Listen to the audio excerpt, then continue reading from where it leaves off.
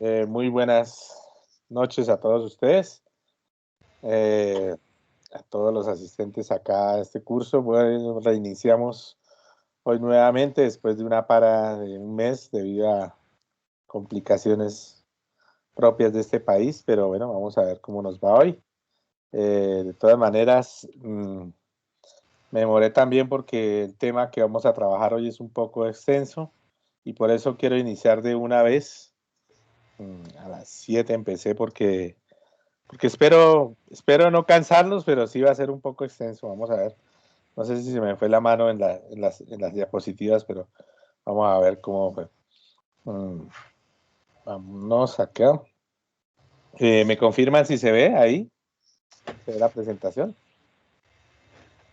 Todavía no está compartida la pantalla, Fer. Ah, ya, ya. Perdóneme un momentico, perdóneme la vida, sí, ya. Voy a compartir. Ah, bueno, Ahí sí. listo. Ujú. Eh,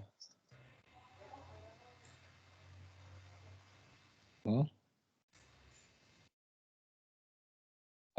Bueno, vámonos a ver cómo sí se ve, si está viendo ahí. Sí, Fer. Sí, perfecto. Entonces, bueno, ahí ya está la presentación. Sí, señor. Bueno, muy bien, entonces vamos a hablar de un tema un poco diferente. En las últimas sesiones hablamos sobre la Edad Media, cuáles eran las características de la Edad Media, en qué consistía la Edad Media, hablamos del cristianismo, hablamos de eh, El Caballero, sobre el amor, sobre la peste negra, ¿sí? Todo lo que sucedió en la Edad Media, la muerte, los judíos dentro de la Edad Media y otros temas más que vimos y que fuimos tratando acá lentamente, poco a poco. Pero nos centramos mucho en Roma, en Grecia, en la parte sur de Europa, ¿no? En la parte latina, y dejamos un poco apartado la parte norte de Europa. Y entonces, pues hoy he querido acercarme un poco más a la parte norte de Europa y empezar a definir algunos conceptos. Yo quiero, como la presentación de hoy es como una visión muy general, hay muchas cosas, mucha información. Voy a tratar de que esta información quede lo más clara posible, pero pues los invito a disfrutar de muchos textos que hay ahí, que tienen ahí, tenemos ahí dentro del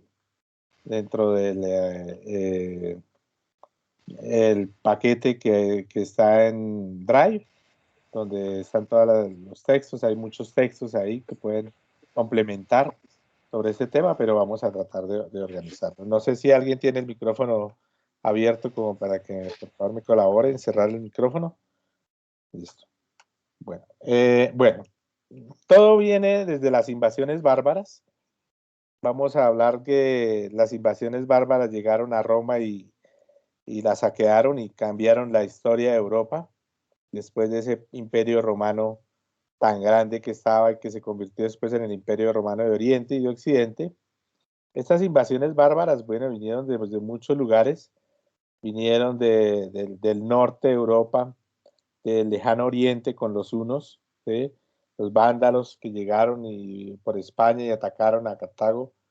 Y bueno, los francos, los godos, los visigodos, que fueron las grandes estrategas de la guerra después del mundo romano. Eh, y aquí empiezan a llegar un poco de gente, las invasiones bárbaras a los grandes imperios consolidados como el Imperio Romano, el Imperio Sasánida, o el Imperio Gupta y el Imperio Han, van a ser destruidos. Y estas grandes invasiones que van a llegar, por ejemplo, del Oriente con Atila, el Imperio de Atila, donde ya miraremos más adelante algo de Atila, eh, van a recorrer toda Europa, van a cambiar la estructura de Europa que hasta ahora se tenía.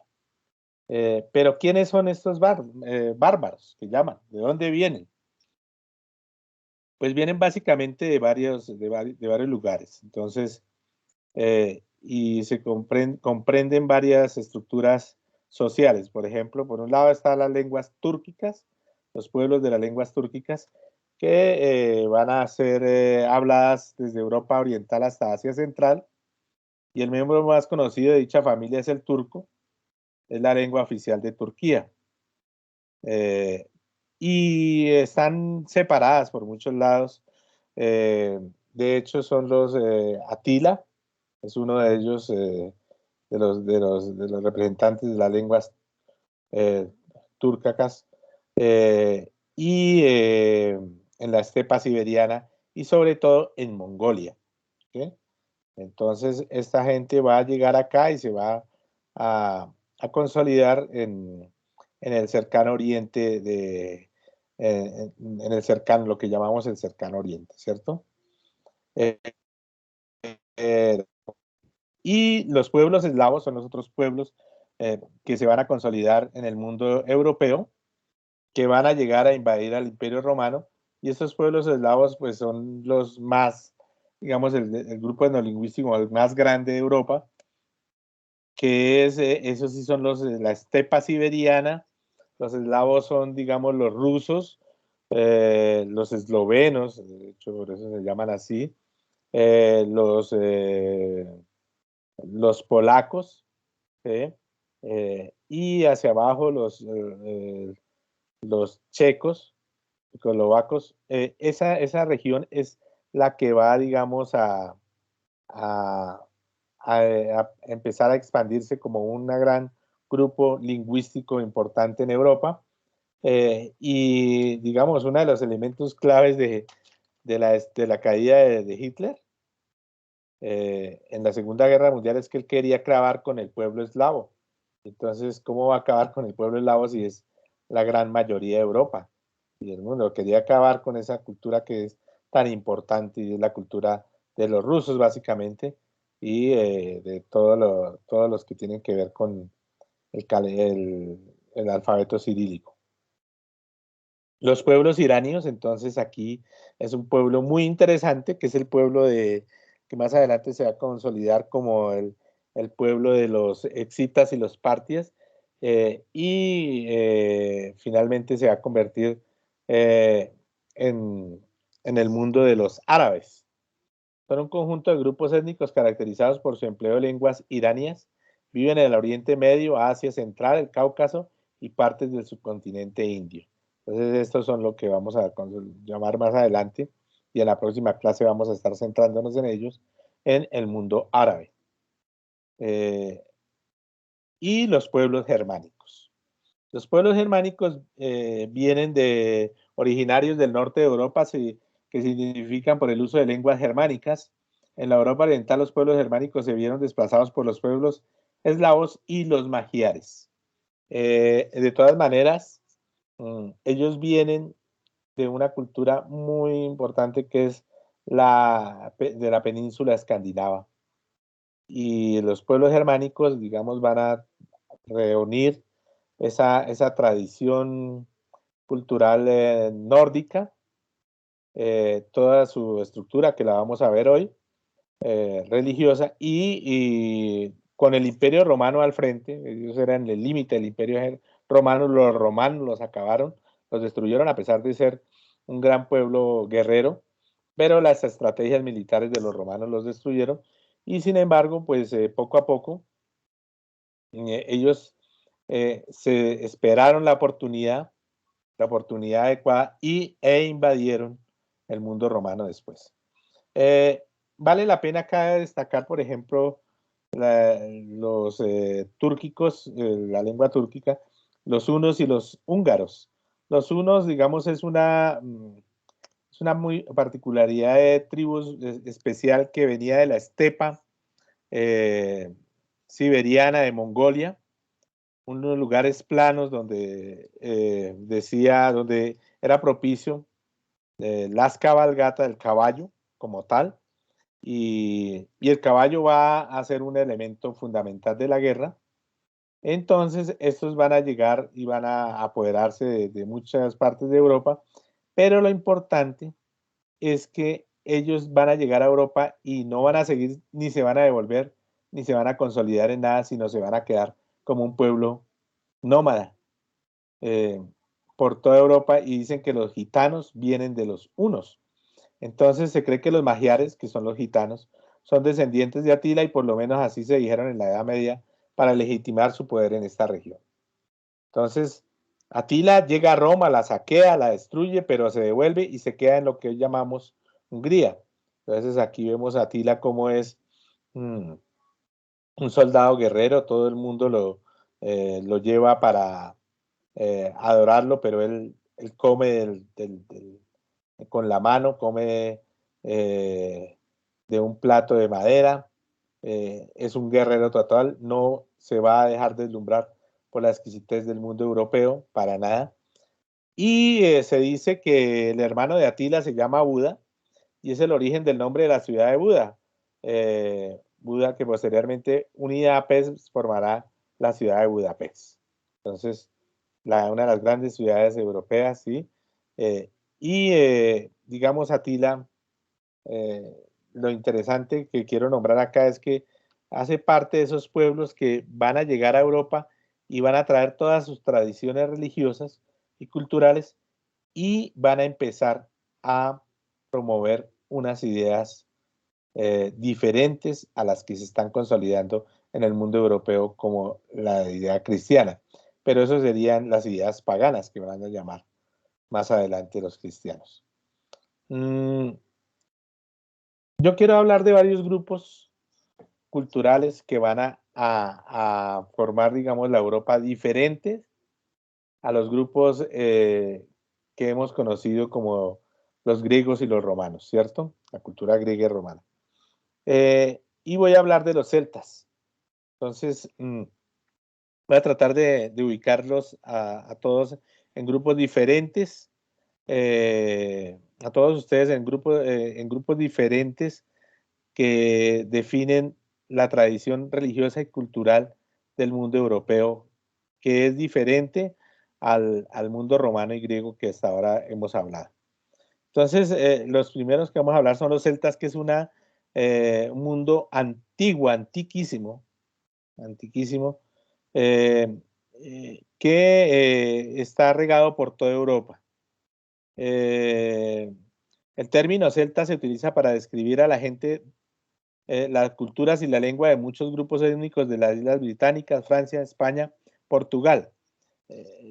Los galicios dicen que son celtas, incluso el País Vasco, dicen que vienen de ese mundo celta y que su idioma, el vasco, que es uno de los idiomas más difíciles de hablar y tiene todavía su tradición, es de origen celta. Entonces, no se sabe, es un pueblo vasco todavía, siempre ha mantenido la cultura durante muchos años, miles de años se ha mantenido ahí su cultura y a pesar de que la han querido destruir, la mantienen con toda su tradición y por eso son tan orgullosos hoy en día con todo su progreso económico y con todo su proceso cultural. Dicen que vienen de los celtas. En España, pues ya comenzamos a definir claramente que si nosotros somos descendientes de los españoles y tenemos una información eh, española, palabras españolas, pues esas palabras españolas también vienen del mundo celta. Entonces, no por nada la palabra carro, que es una palabra vasca, ¿sí? Tiene su origen en el mundo celta. Pero indudablemente el mundo celta se consolida al norte de Europa. Está formado por tradiciones transmitidas de forma oral. Los celtas no mantienen unos textos así muy claros, no tienen escritura, una escritura consolidada como la escritura del latín, ¿sí? Todo está dado por la tradición oral. En su tradición oral, en sus cantos alardean sus hazañas de una contienda verbal de bravuconería para decidir quién era el guerrero más valiente de los presentes. Entonces las fiestas celtas eran unas fiestas de licor y de peleas, de constante gritería para definir quién es el más fuerte y quién ha vencido más, ¿cierto? Entonces, eso hace, digamos, diferentes los celtas a los romanos. Los celtas son personajes jactanciosos y turbulentos, muy amigos de armar camorra, sobre todo en los festines, parte importante de la vida de la nobleza celta. Aquí vemos uno de los tipos de casa de los celtas. Eh, no necesitaban más, son de vida sencilla, pero viven de saquear, viven de lo que puedan tener a su alrededor. Eh, Uno de los lugares más especiales del mundo celta es el mundo irlandés. Entonces, en la mitología irlandesa, que mantiene 4 ciclos, el ciclo mitológico, el ciclo de Ulster, el ciclo feniano y el ciclo histórico. En la mitología irlandesa podemos entender algunos elementos claves del mundo celta. Entonces, el ciclo de Ulster es conocido como el ciclo de la rama roja. Es un conjunto de escritos en prosa y versos encontrados en los héroes tradicionales de los Ulaí, los pobladores de esta provincia irlandesa moderna de Ulster, en Irlanda. ¿Por qué se llama así? Pues bueno, entonces la tradición oral irlandesa que se consolidó después en algunos escritos de los grandes, de los monjes durante el mundo cristiano, van a contar estas tradiciones orales. Explica la historia del reino Conchobar Magnesa, rey de Ulster contemporáneo con Jesucristo. Ulster nace en el año 1. Consiste en la aproximación de 80 historias, cuyo centro es el robo del ganado de Coley, en la que Maeva, encabezando un ejército enorme, invade el Ulster para robar el toro pardo de Coley, encontrándose con Cuchulainn como única oposición. ¿Y quién es Cuchulainn? Cuchulainn es el gran héroe irlandés.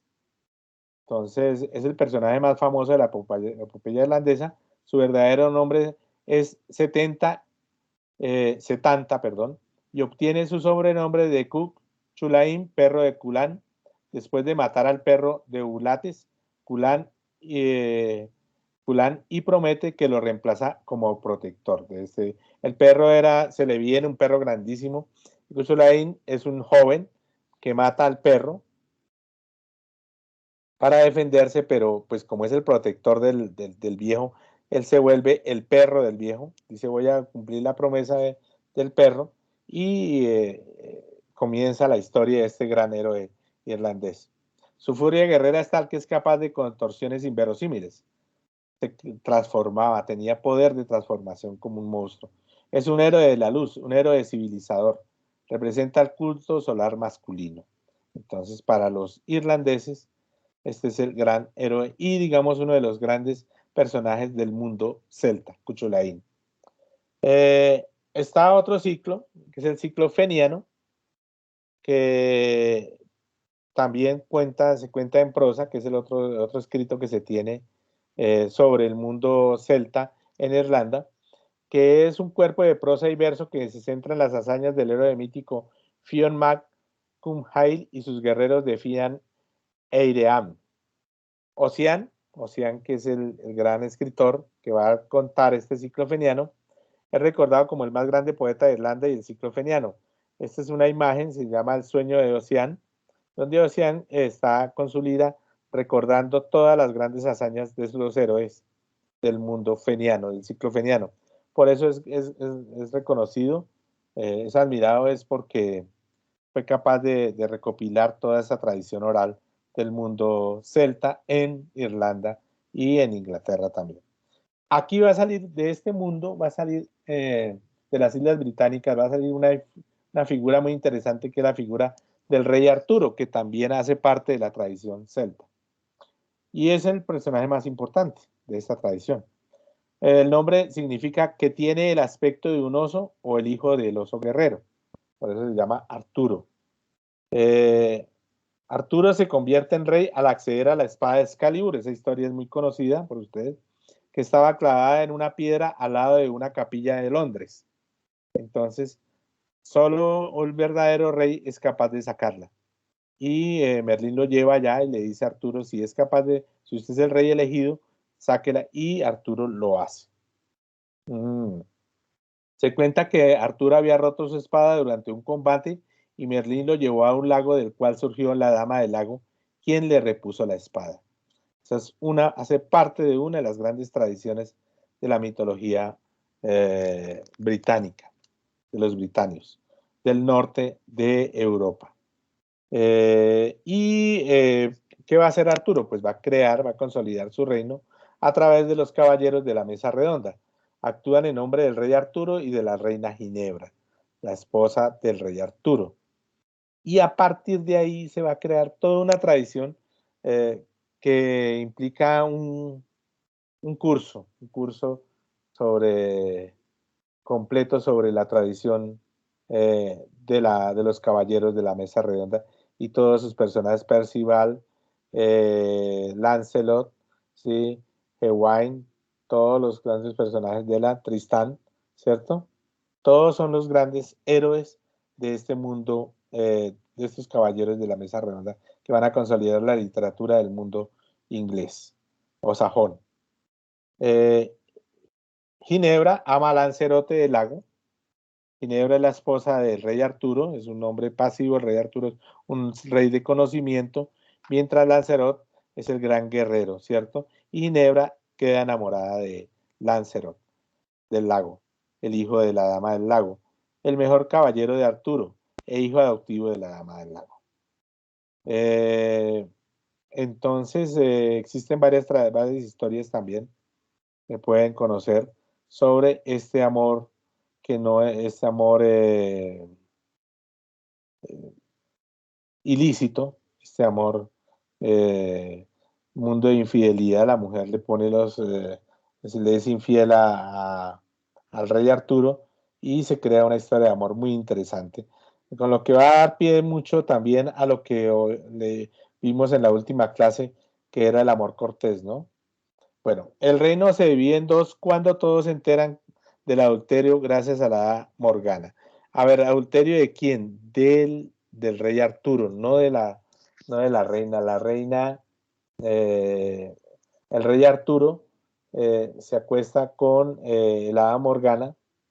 eh, Él es como hechizado, en cierta manera, y Morgana, pues que parece ser que su hermanastra o algo así, va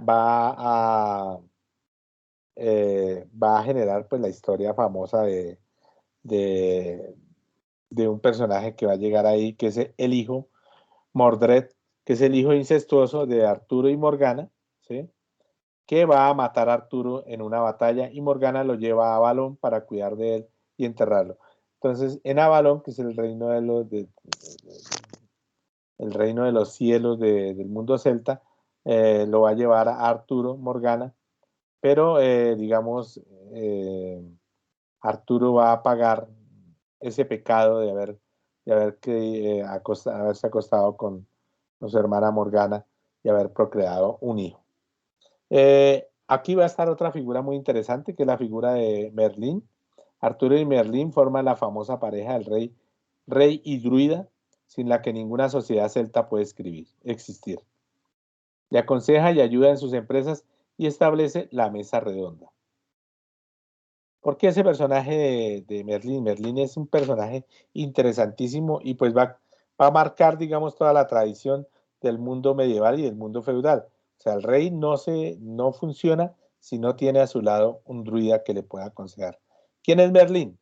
Dicen que Merlín es un mago que perdió el juicio a consecuencia de una batalla, se refugió en un bosque y se puso a profetizar.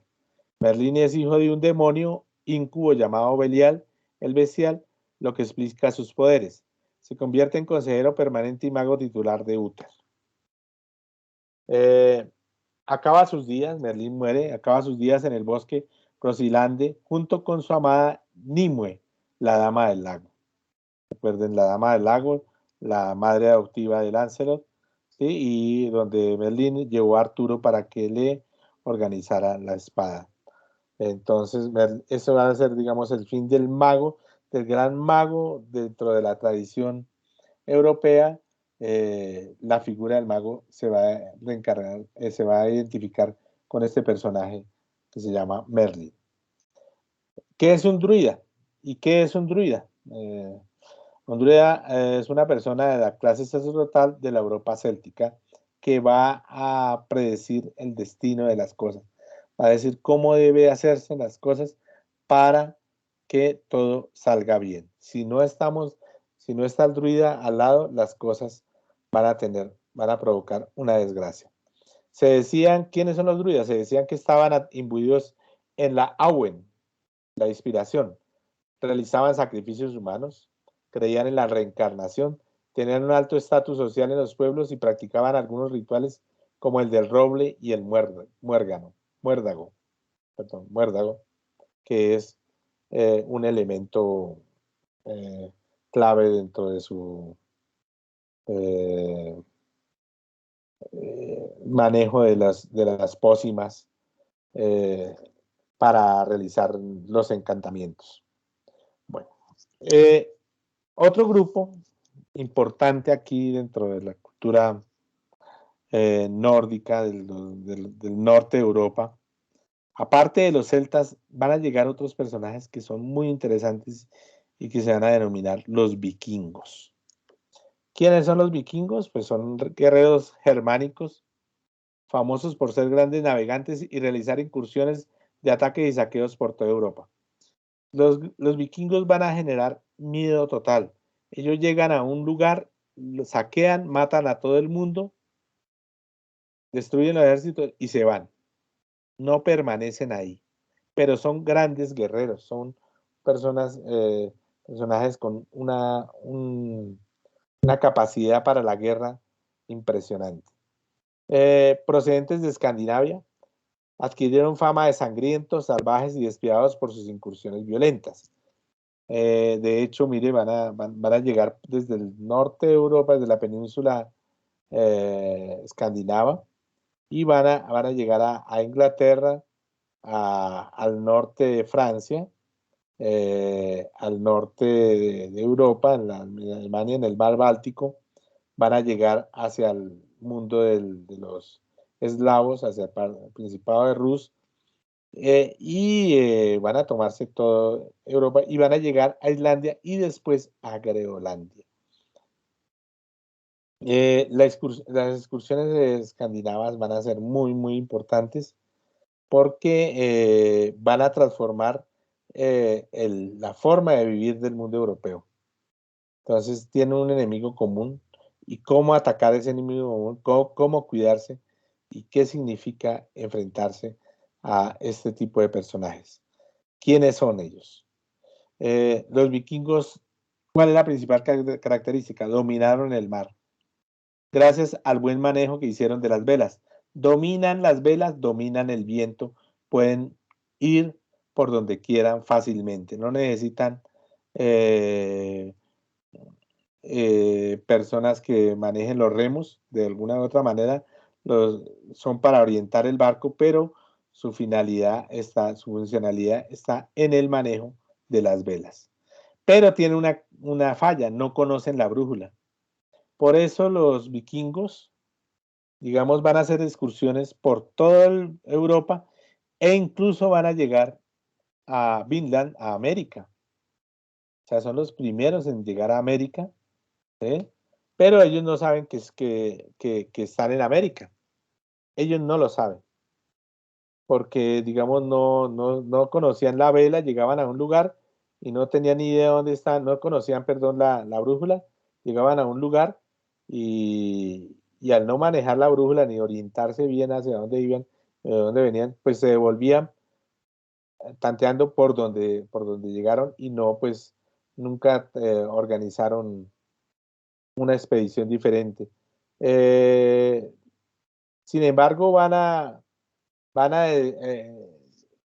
a tener muchos problemas, pues, sobre todo en Inglaterra, en el reino de Mercia y Wessex, con Alfredo I, el rey Alfredo I, que va a hacerles, a darles batalla a expulsarlos, ¿sí? A atacarlos con estrategia militar, y pues los vikingos, a pesar de que van a seguir eh, atacando varios lugares, van a terminar cansándose de esas excursiones y van a terminar quedándose en muchos lugares, aceptando, digamos, algunos beneficios que les daban los reyes para evitar ser atacados.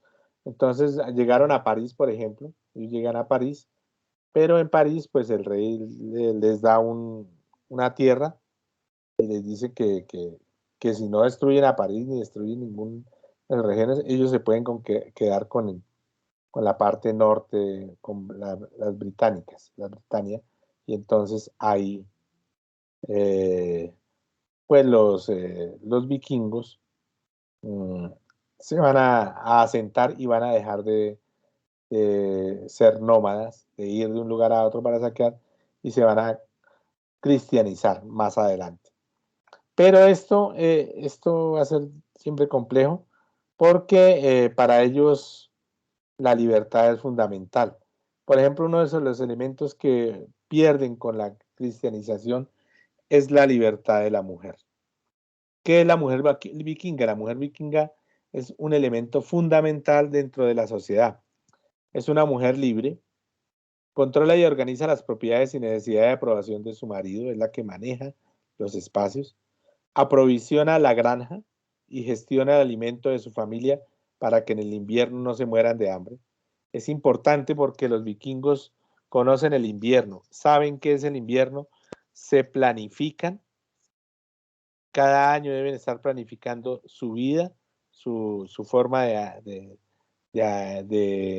sobrevivir, porque si no se planifican la forma de sobrevivir el siguiente invierno, pues lógicamente van a morir. Por eso es muy importante el papel que cumple la mujer. Participa también en labores de caza, pesca y recolección. Son las encargadas de ejercer labores medicinales mediante el uso de plantas, y sus actividades más habituales era la de bordar el telar. Son grandes tejedoras. Pues son guerreras y también son curanderas, porque tienen que curar las enfermedades de un guerrero que siempre llegará maltratado, maltrecho de la guerra, entonces tienen que saber cómo los van a cuidar. Y ahí va a ser uno de los primeros elementos claves de cómo la mujer vikinga, la mujer, este tipo de mujer, va a perder sus derechos porque ellas van a saber mucho de medicina, y cuando se cristianicen, vamos a ver después, más adelante, van a ser consideradas como brujas, porque a diferencia del sacerdote que cura a su paciente a través de un rezo, estas mujeres van a curar a los heridos a través de unas pócimas. Entonces, si Dios no pudo curar a este enfermo con un rezo, y esta mujer sí lo pudo curar con una pócima, pues tiene pacto con el demonio. Bueno, eh, entonces aquí vamos a entrar un poco, es una de las partes más extensas para entender un poco ese mundo nórdico, lo que van a llamar paganismo nórdico o escandinavo, que es las tradiciones religiosas comunes entre las tribus germánicas que habitaban en los países nórdicos antes y durante la cristianización de Europa del Norte. Entonces estos guerreros nórdicos, está la mujer, el hombre, el vikingo que viaja, llega de un lugar a otro, mantiene una religión diferente a la que está dada en el cristianismo. Ellos tienen sus dioses, tienen su estructura religiosa muy clara, muy consolidada, muy definida, y vamos a ver qué tipo de dioses son los que ellos conocen. Acá vemos un fragmento de uno de los primeros códices donde está toda la historia plasmada de los dioses eh, míticos del mundo escandinavo. Bueno, para ellos no era una religión revelada, no había una verdad entregada por los dioses a los mortales, como en la religión cristiana, por ejemplo, a través de Moisés. No son un pueblo elegido. No tenían un libro sagrado como la Biblia. Fue transmitida oralmente a través de una larga y regular poesía. Las Edas, que son los cantos, y otros textos medievales preservaron esta tradición oral del mundo tradicional. Entonces, estas Edas son las que van a cantar a los dioses, las que se van a transmitir de boca en boca a través de la tradición oral, y son las que nos van a permitir llegar a conocer el mundo escandinavo, las tradiciones religiosas, la mitología nórdica. Vamos a entender un poco qué es eso de la mitología nórdica. Bueno, primero que todo, hay que entender que el mundo para la mitología eh, nórdica es un árbol que se llama Yggdrasil. Es el árbol de la vida o fresno del universo que sostiene los 9 mundos. Sus raíces y ramas mantienen unidas los diferentes mundos: Asgard, Mildar, Helheim, Niflheim, Muspelheim, Svartalfheim, Alfheim, Vanheim y Jotunheim. ¿Sí? Esos son los 9 mundos que se mantienen en el árbol de la vida. Y si nosotros vemos el mundo eslavo, germánico, siempre va a hablar del árbol de la vida. Hay una tradición de los ingleses, de los anglosajones y de los germanos sobre esa tradición del mundo, del árbol de la vida. Hay un árbol que sostiene el universo. Vamos a tratar de mirar los 9 mundos para entender en qué consiste cada uno de estos mundos. Bueno, el primer gran mundo es Asgard. No sé si ustedes eso se han oído mucho hoy en día con tantas películas que salen sobre eso. Es el mundo de los Aesir, rodeado por una muralla incompleta y donde se encuentra el Valhalla. Ya miraremos qué es el Valhalla. Entonces, Asgard es el primer mundo, el mundo donde están los dioses. Midgard, que es el mundo de los hombres creado por los dioses Odín y sus hermanos. El mundo de los hombres está en donde estamos nosotros, es ese mundo de Midgard, donde están todos los vikingos conociendo, divagando, ¿no?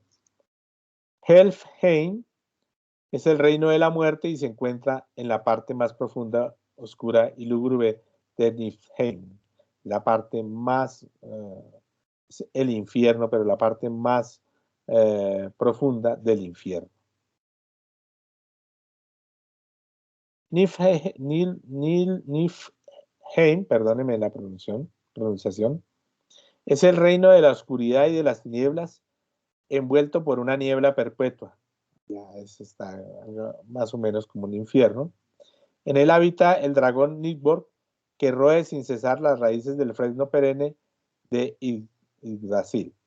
Después del Ragnarok, el dragón se dedicará a atormentar las almas que quedarán en el mundo. Ya miraremos qué es el Ragnarok.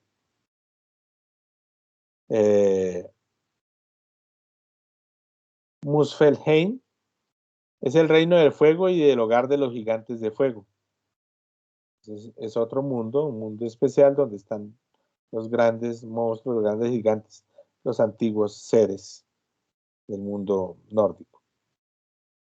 Svartalfheim, que en él habitan los elfos oscuros y también los enanos nórdicos. Están en el centro de las montañas y es un lugar especialmente dado para la minería, ¿no? El Alfheim, que es el lugar de los elfos luminosos, es como el lugar idílico del mundo nórdico, donde ustedes pueden, si se están dando cuenta, estos son lugares que ya lo han planteado en varios libros, en varias películas, como por ejemplo en El Señor de los Anillos, ¿no? El Vanheim que es el lugar de los Vanir, uno de los dos clanes de los dioses de la mitología nórdica, héroes del pasado. Es el lugar de la vida, el Vanaheim, que es, los Vanir son una tribu que ya miraremos en qué consiste ese mundo de los Vanir. Bueno, estos son los ocho mundos, los 9 mundos, se me pasó un mundo, venga a ver, sí, sí, venga a ver, porque yo he hablado de los, eran, mantienen unidos, 1, 2, 3, 4, 5, 6, 7, 8, 9, sí. Ah, el Jotunheim, ya. Se me pasó el Jotunheim, que es el lugar más, ya lo miraremos, sí, claro. En este, digamos, esta es, digamos, la estructura de los dioses nórdicos, que es muy importante definir cuáles son las ramas de cada uno de ellos. Lo coloqué aquí como para ilustrar, pero bueno, las diapositivas que les envíe lo pueden definir mucho mejor para ver la tradición. Lo que pasa es que es muy difícil a veces tratar de mantener, de entender todos esos nombres por todos los cambios que se dan, pero finalmente es el Jotunheim, que es el mundo de los gigantes, y desde allí amenazan a los humanos de Midgard y a los dioses de Asgard, de los que están separados de los que están separados por el río Ibin. Es el infierno, ese sí es el mundo más oscuro, más profundo, el Jotunheim, donde están los gigantes enemigos de los dioses y los que van a llevar a luchar en el Ragnarok. Los Aesir. Entonces existen 3 clanes de deidades en el mundo mitológico de los vikingos. Los primeros son los Aesir, los otros son los Vanir, que son los dioses, digamos, más importantes de la mitología, los dioses del destino. Más que el destino, digamos, son los que manejan todo el mundo, creadores y los que promueven la guerra. Los Vanir, que de alguna u otra manera van a luchar con los Aesir, pero van a pactar, van a hacer pactos de la paz, porque esos están dados más a la naturaleza. Estos son más dados a la naturaleza, mientras los otros están más en el mundo celestial. Y los Jotun, que son los gigantes, que son los que están en el Jotunheim, ¿sí? El noveno mundo. Bueno, vamos a encontrar aquí los Aesir, que son los dioses, y los Asinjur, que son las diosas.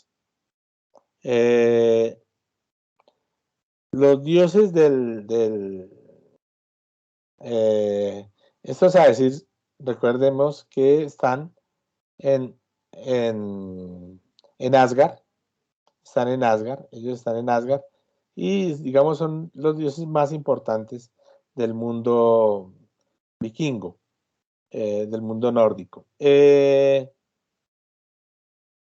principal dios es Odín, que es un poeta y es un dios enfrentado al conocimiento.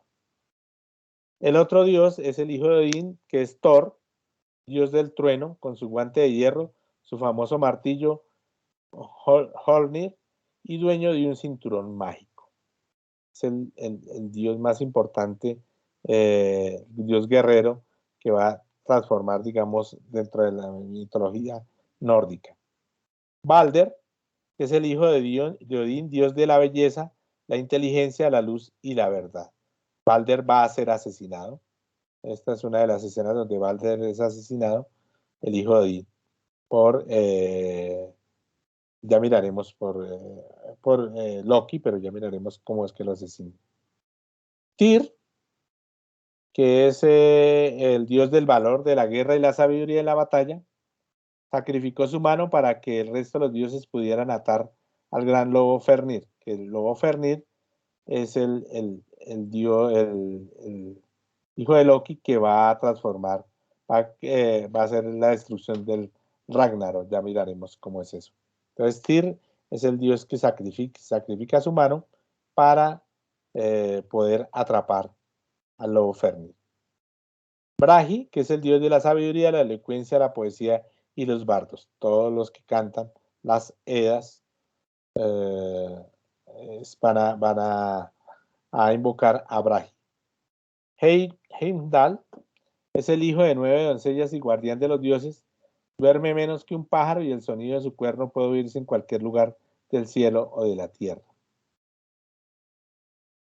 Hord, es el que va a matar a Balder, perdón. Hord, conocido como el misterioso dios ciego que asesinó a su hermano Balder con un dardo de muérdago, la única planta que podía herirlo, ya que la madre de ambos al nacer, Balder, hizo prometer a todo ser vivo o inerte que no dañaría a su hijo, pero se olvidó de una pequeña planta, el muérdago. Entonces Loki lleva a Hord, como es ciego, dice que dispare con su flecha y apunta directamente a su hermano Balder y lo mata. Vidar, dios taciturno, pero el mejor para resolver cualquier conflicto, por difícil que sea. Dios del silencio y la venganza. Entonces Vidar va a ser un dios importante para los nórdicos. Forseti es dios de la justicia, la paz y la verdad. Esta ya es una diosa, perdón. Loki es la desdicha de todos los Aesir y de los hombres. Astuto e intrigante, imprevisible y caprichoso. Tiene la locura total. Es un hombre que hace pilatunas, pero a veces va a generar grandes problemas a decir, propenso a la mentira y el engaño. Es el dios del engaño, el dios de la mentira. Es el dios del caos, del azar. Loki, cansado del ego y la invulnerabilidad de Balder, le entregó a su hermano ciego un dardo hecho de muérdago que asesinaría a su hermano. Ya vimos la historia. Odín lo castigó a Loki, atándole a 3 piedras y haciéndole que una serpiente escupiese veneno sobre su cara cada cierto tiempo, infligiéndole un dolor terrible y desfigurando su cara. Esa va a ser la condena de Loki. Frigg, la mujer, la esposa de Odín, la vidente, la diosa del amor, la fertilidad y la fidelidad conyugal. La mujer nórdica es una mujer, en cierta manera, fiel, respeta a su familia, respeta a su hombre, digamos, por todas las circunstancias que tiene que convivir en batalla y para sobrevivir por el respeto que le tiene la sociedad misma, ¿no? Sin, que es la guardiana de las puertas de Asgard, ¿sí? Eir, que es la curandera y diosa de la resurrección, la que trae a la vida a los muertos. Es Hof, conduce los pensamientos de los hombres hacia el amor, diosa de las mujeres, ¿sí? Las mujeres aquí son importantes. Bar, diosa de los juramentos, por Bar siempre se jura. Idun, esposa de Bragi, guarda en un estuche las manzanas que morderán los dioses cuando envejezcan. Ella va a ser engañada también por Odín. Odín la va a engañar para enamorarla. Sinji, esposa de Loki. Ella es la que va, digamos, a protegerlo del veneno que siempre está, que va a estar condenado hasta que llegue el Ragnarok. Helfun es la diosa de la virtud, la fidelidad asociada con el arado, las vírgenes y la buena suerte. Hay que entender que a pesar de que los nórdicos eran saqueadores, estaban de un lugar a otro, azotando tierras, también tenían que cultivar para mantener, digamos, para tratar de sobrevivir en sus tierras. y las mujeres eran las encargadas de cultivar, pues organizar todo el material para sobrevivir durante los inviernos, los largos inviernos del norte. Not, que es personificación de la noche, y Sif, que simboliza la fidelidad y las cosechas. Es la esposa de Thor, el rey del trueno. Bueno, esta, digamos, la anterior son los Aeris, ¿sí? Este es el primer grupo. Los Aesir, que son, digamos, los que están en Asgard. Y vámonos entonces ahora con el otro grupo, los Vanir. Son el poder de los dioses del mar, del viento, de los bosques y la fuerza de la naturaleza. Por supuesto, son unos dioses importantes, son los dioses antiguos, considerados. Vivían en Vanheim y gobernaban sus dominios a su deseo. Nor, que rige el viento, el mar y el fuego. Pues por supuesto, este es el dios más importante si estamos en una cultura de navegantes, ¿no? Skadi, que es la diosa del invierno y la casa, esposa de Nohor. Entonces, uno rige el viento y el mar y el fuego y la otra el invierno. La importancia. Freya, que es con su hermano gemelo, son importantes, que después va a ser parte de los Aesir porque se van a casar como pacto de la guerra. Diosa del corazón y la belleza, hija de Nohor. Y Freyr, que es el hermano de Freya, dios de la lluvia, del sol naciente y la fertilidad, hijo de Nohor. Nertus, que es la diosa de la tierra. Y hay una guerra, recuerden, la guerra entre los Aesir y los Vanir fue el conflicto que tuvo lugar entre esos dos grupos de dioses. La guerra culminó con la unificación de las dos tribus de dioses, se dieron unos a otros como esposos. Y los Jotuns, entonces el otro grupo, los Aesir, los Vanir y los Jotun, que son los gigantes, son seres peligrosos para los hombres, seres monstruosos y enormes, pero también sabios y ricos, de los que se benefician los dioses en ciertas circunstancias. Están en el origen del cosmos. Existen dos categorías de gigantes, gigantes del hielo y gigantes del fuego. Estos contienen una hostilidad implacable con los dioses que se materializan en las luchas generalmente lideradas por Thor. Thor va a ser el gran guerrero que va a enfrentar a estos gigantes. ¿En dónde? En el Ragnarok. ¿Qué es el Ragnarok? En las sociedades guerreras vikingas, el morir en batalla era un destino admirable. Los dioses no son eternos, sino que algún día serán derrotados en el Ragnarok. Los dioses van a luchar y pueden morir los dioses. Eso es una cualidad muy interesante para el mundo nórdico. Pueden morir y estos al morir pues transforman todo. Siempre están esperando el gran final, el Ragnarok, el final de su pueblo. En la mitología nórdica, Ragnarok es la batalla del fin del mundo. Esta batalla será emprendida entre los dioses, los Aesir, liderados por Odín, y los gigantes del fuego y los Jotun, liderados por Loki. Todo el universo será destruido. ¿Cómo va a ser? Pues el inicio del Ragnarok se produce gracias al nacimiento de tres criaturas más malvadas y poderosas, descendientes de Loki y de Anharboda. ¿Cuáles son las tres criaturas? El Jormungandr, el Fenrir y Ela. Entonces, el Jormungandr es una gigantesca serpiente lanzada por Thor al mar que rodea Midgard, donde quedará atrapado hasta el Ragnarok, el día de la destrucción total. Creció tanto que mordiendo de la cola podría abrazar toda la tierra. Y aquí vemos a Thor atacando a esta serpiente gigante. Fenrir es uno de los gigantescos lobos monstruosos que se predice matarán al dios Odín durante los eventos del Ragnarok. Entonces, es el gran lobo que va a ser destruido. Recuerden que uno de los dioses le da la mano para poderlo atrapar, lo atrapan, pero al final Loki lo va a soltar a su hijo, ¿sí? Lo va a soltar para producir el Ragnarok.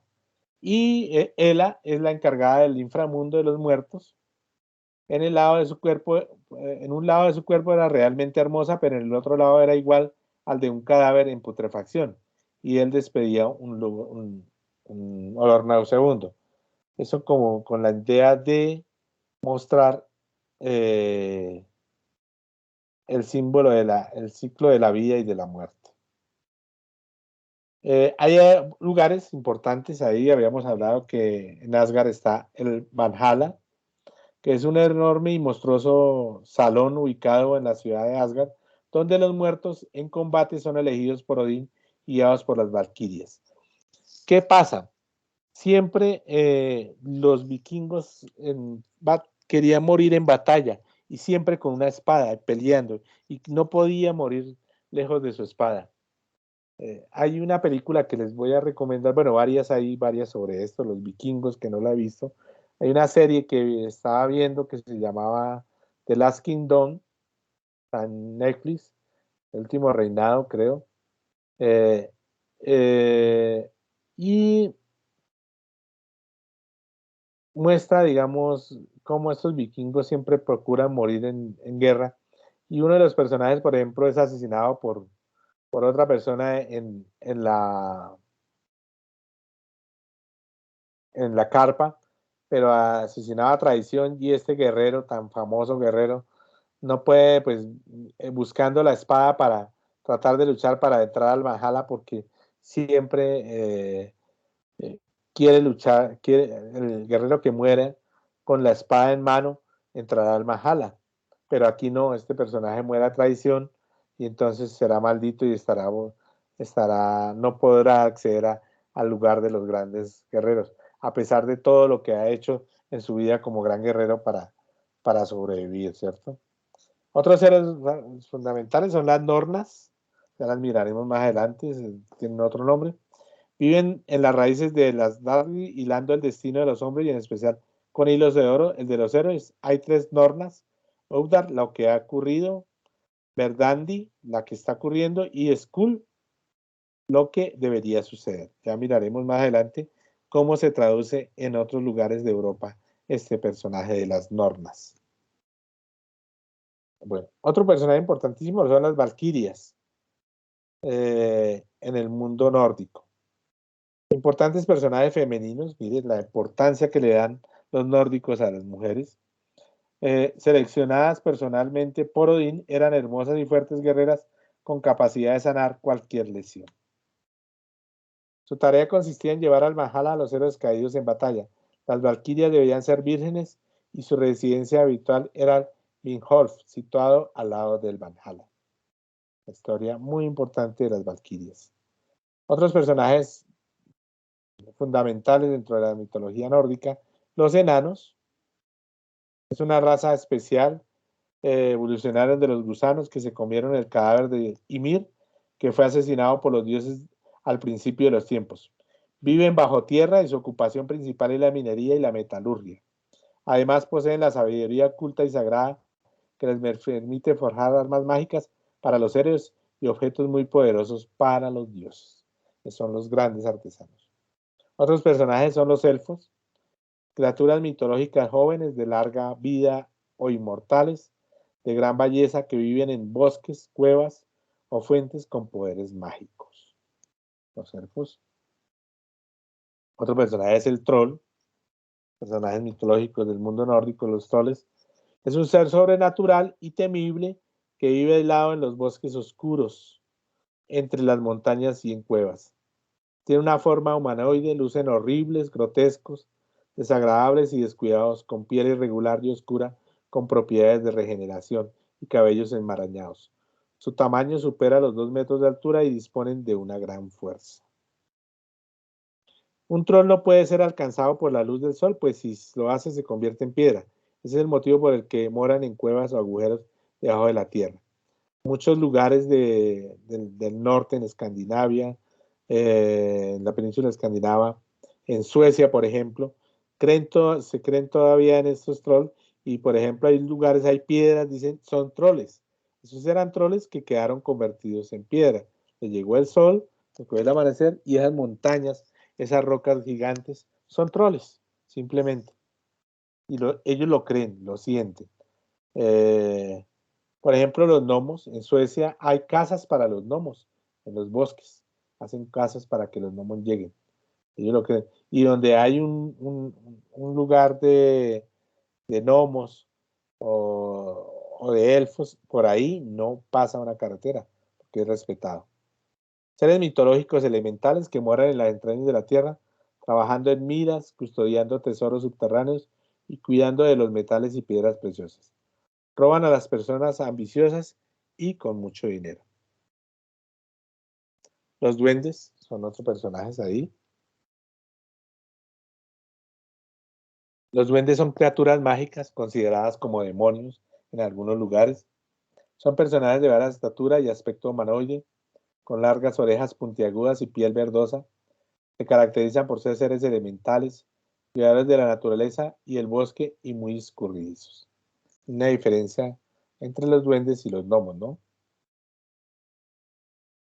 Los duendes tienen el poder o conocimiento sobrenatural, además de una personalidad bromista y maliciosa por el cual son culpados de todo tipo de daños menores en el entorno doméstico rural. Cualquier cosa que se le pierde son los duendes que se lo llevan. Bueno, otro elemento fundamental dentro de el mundo vikingo y el mundo nórdico son las runas. Las runas vikingas son, digamos, una, un lenguaje para entender el destino de los hombres. Entonces aquí vemos una piedra de rock, de una estela rúnica medieval, donde a través de unas runas se contaba el destino de un mundo. Son 24 runas, voy a mostrarles acá el mundo de las runas. Y cada una tiene un significado muy especial. Entonces las personas que manejan las runas las botan, las lanzan, y de acuerdo a cómo caigan las runas, ese será su destino, ¿cierto? Se define su destino. Bueno, hay la runa Fejú, que expresa la riqueza, prosperidad y suerte en los negocios. La runa Bujo, que es alegría, renovación interior, fruto de la evolución. Celebra la fertilidad y lo que la vida ofrece sin culpas. La runa Jera, que es la cosecha, recompensa por el trabajo duro, es un momento propicio para comenzar proyectos, dicen.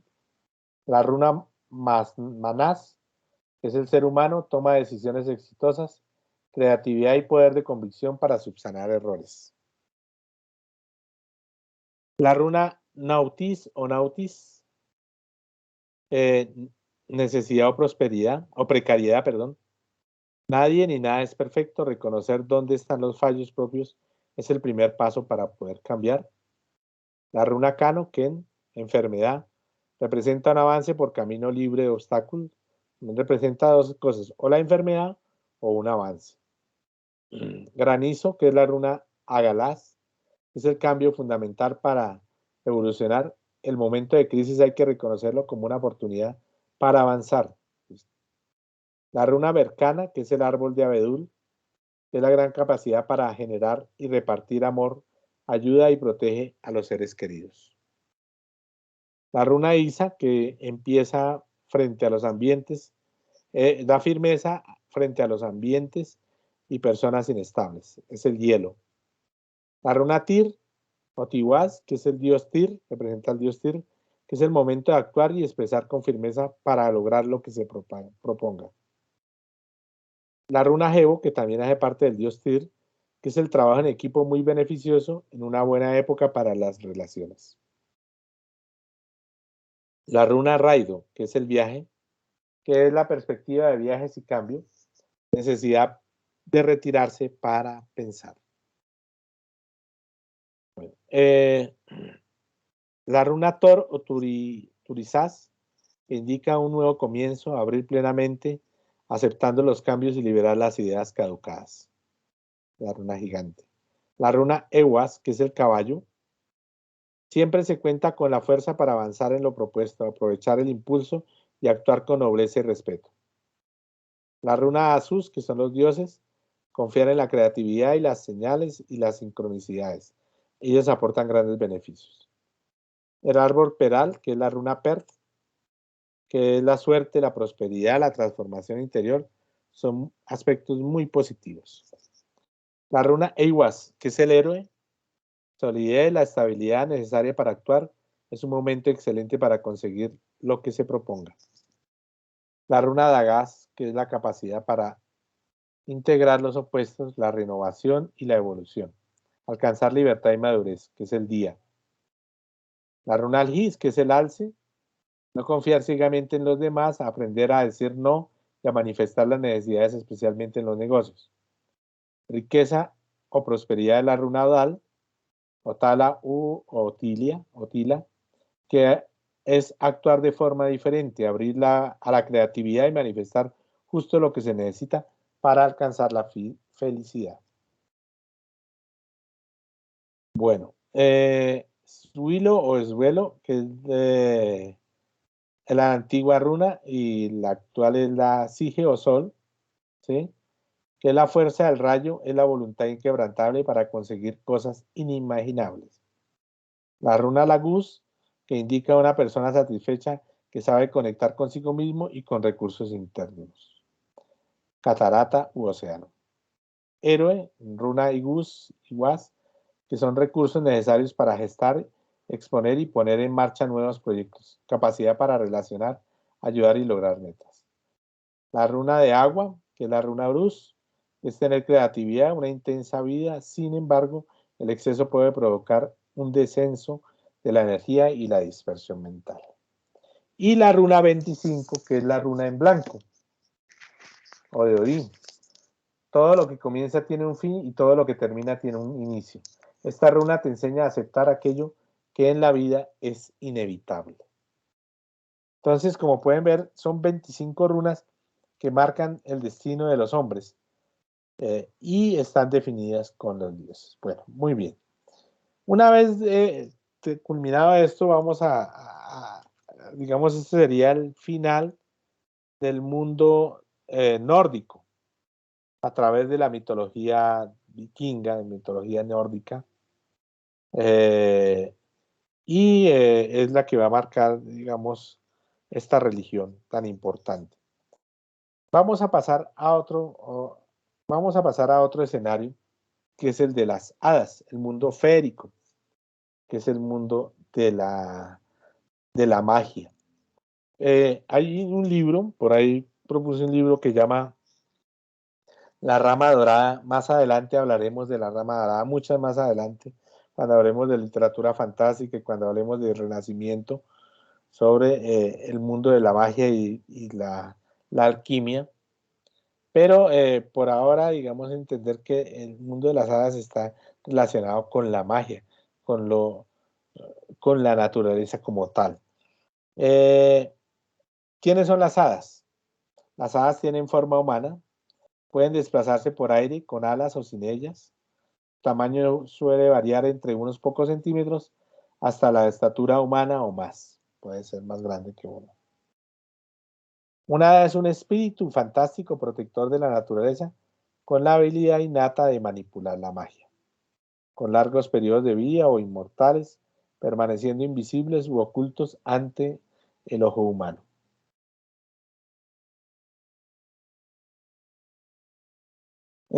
¿Dónde aparecen las hadas? Pues en los cuentos de hadas se encuentra en forma oral o literaria que han existido durante miles de años. Se van a contar esos cuentos de hadas como uno de los elementos claves dentro de la tradición oral y sobre todo del mundo europeo. ¿Cuáles son las hadas más importantes? Vamos a hablar de una, por ejemplo, Lamia, que es una criatura femenina de la mitología griega caracterizada como asusta niños y seductora terrible.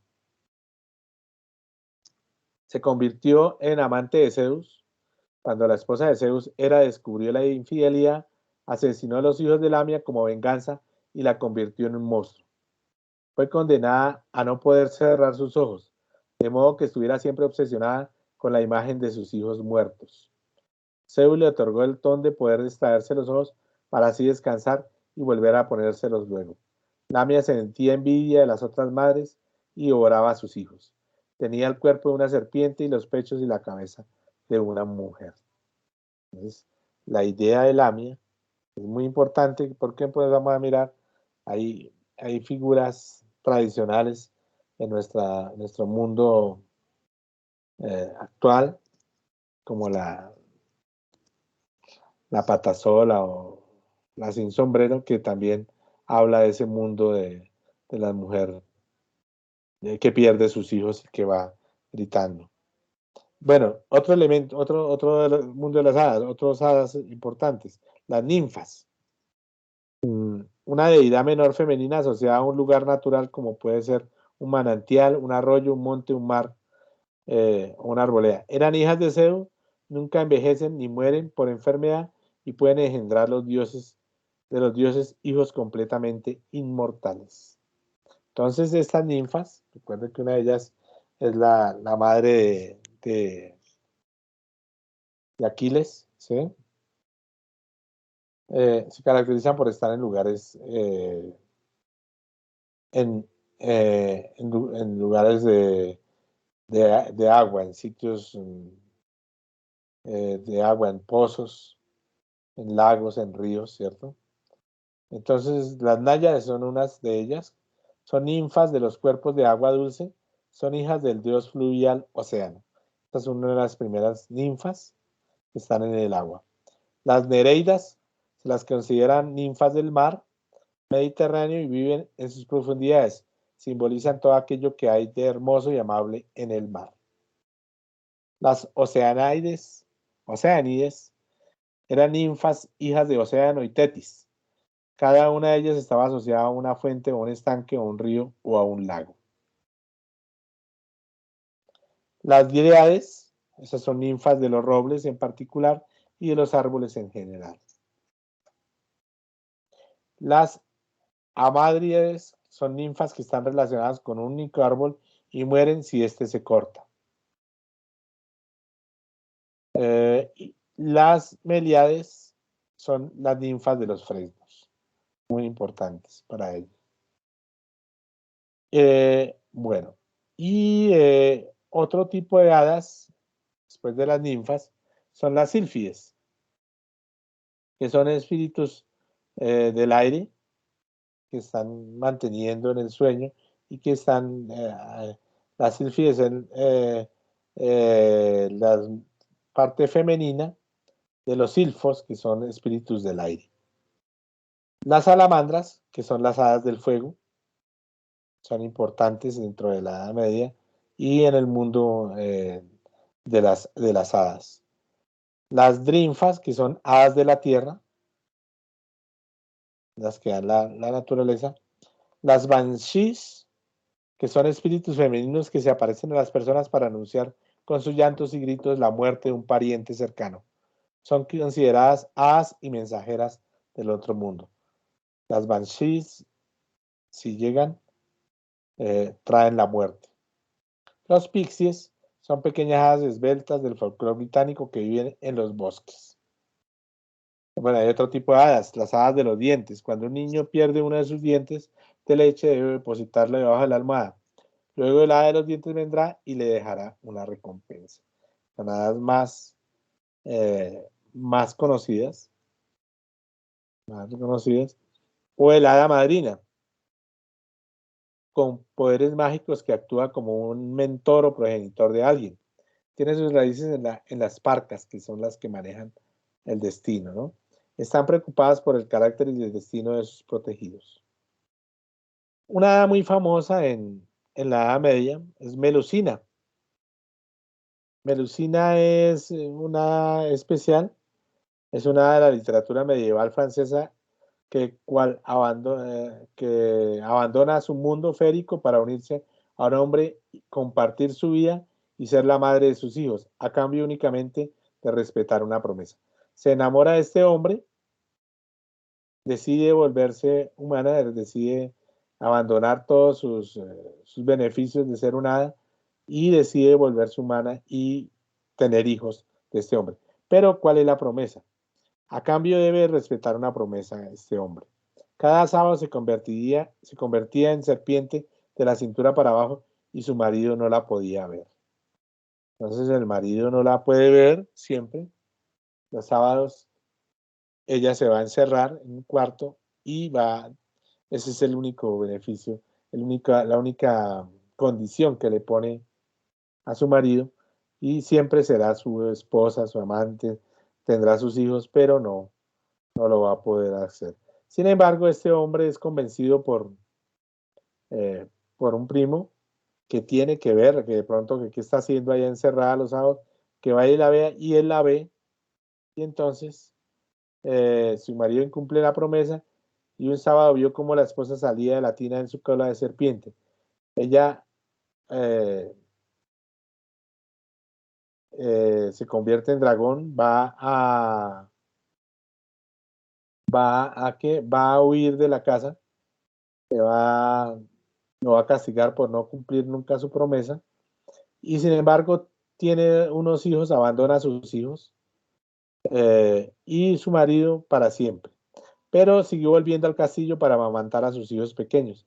Siempre volvía por las noches y amamantaba a sus hijos con una leche, y por eso estos hijos crecieron fuertes por toda la leche que les daba esta hada. Todas estas hadas están en un espacio muy importante. Hay fechas importantes eh, en el mundo de las hadas, que es la noche de las brujas. Se llama la noche de San Juan. Hay una novela, ya la veremos después en Shakespeare, que se llama Sueño de una noche de verano, y es el 21 de junio que se enciende una hoguera para darle más fuerza al sol. Este fuego tiene una función purificadora en las personas que la contemplan. Se hacen hogueras en la noche de San Juan, el 21 de junio. ¿Por qué es el 21 de junio? Porque es la llegada del solsticio de verano, que es la noche más corta del año, en el hemisferio norte. Y en el hemisferio sur es la más larga, la noche más larga. ¿Sí? Entonces, por eso es importante, se llama Sueño de una noche de verano, donde las hadas salen, las brujas salen la noche. En algunos lados dicen que las brujas salen, pero en otros son las hadas que salen a disfrutar en esa noche corta. Los deseos se hacen realidad en esta noche. Es la verdadera noche de las brujas. Digamos, el 31 de octubre no es la noche de las brujas dentro de la tradición. Eso se transformó después a través del mundo sajón, pero el verdadero mundo, noche de las brujas, es el 21 de junio. Bueno, y aquí vienen otros personajes, las parcas, que son diosas del destino. Son las tres hilanderas que personifican el nacimiento, la vida y la muerte. Escribían el destino de las personas en las paredes de un enorme muro de bronce, y nadie podía borrar lo que ellas escribían. Las tres se dedicaban a hilar y luego cortaban el hilo que medía la longitud de la vida con una tijera, y ese corte fijaba el momento de la muerte. Ellas hilaban lana blanca y entremezclaban hilos de oro e hilos de lana negra. Los hilos de oro significaban el momento dichoso de la vida de las personas, y la lana negra los periodos tristes. Estas son las mujeres que manejan el destino. Ya como habíamos hablado de la mitología nórdica, conocidas como Urd, lo que ha ocurrido, Verdandi, lo que ocurre ahora, y Skuld, lo que debería suceder o es necesario que ocurra. Se encargan de llevar a las almas fallecidas a lugares donde pertenecen. Ellas son las que nos llevan o al infierno, o al cielo, o al purgatorio, de acuerdo a lo que hicimos en nuestro destino. ¿Qué pasa acá con este tipo de personajes? Pues que se acercan, digamos, a una idea muy particular, y es que todo está relacionado, hasta ahora de lo que he hablado, mucho con la mujer. Y la mujer, digamos, va a ser un personaje fundamental dentro de esta tradición mágica del mundo medieval. La mujer era, ¿por qué? Porque la mujer es la encargada de cuidar el hogar, como la mujer nórdica, ya la vimos, como la mujer vikinga. Esa responsabilidad implicaba no solo cocinar, sino también curar. Entonces la mejor forma era utilizar las hierbas que el bosque le proveía y muchas veces la eficacia de estas pócimas se convertía en un problema para su competencia, la iglesia. Entonces la iglesia reza, el cura reza y si no, y Dios lo sanará, lo va a sanar. Esta mujer le lleva una pócima con algunas hojas del bosque, con algunas raíces que permiten, digamos, mejorar la calidad de la enfermedad, ¿sí? Bajar la fiebre. Y entonces si lo hace, esta mujer está poseída por el demonio. ¿Pero a qué se debe eso? Bueno, hay que entender varias cosas. Por ejemplo, la Edad Media marcó algo muy interesante. Los gatos se convierten en un elemento fundamental para la brujería. Entonces empieza una gran persecución, no solo con las brujas, sino con los gatos. Y los gatos pues van a ser un problema porque si se van a matar gatos, va a haber un problema con la peste negra. ¿Por qué la peste negra? Porque la peste negra, como vimos en la última clase sobre la peste negra, en la Edad Media, la peste negra se produce por las ratas que están en las grandes caravanas y que se propagan por el mundo europeo medieval. Entonces, los ratones corren por todo lado, llevan la peste bubónica, las pulgas que están en los ratones saltan a los hombres y desprenden la enfermedad fácilmente.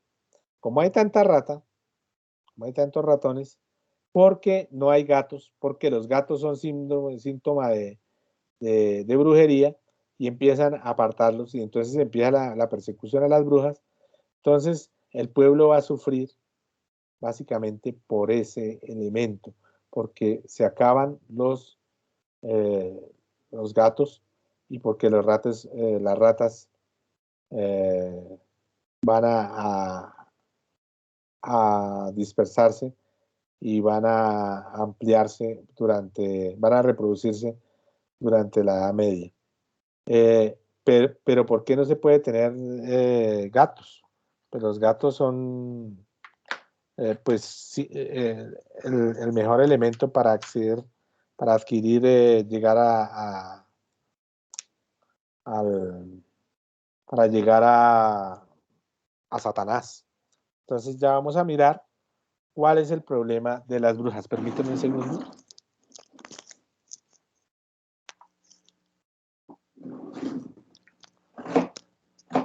Bueno, eh, la bruja es un ser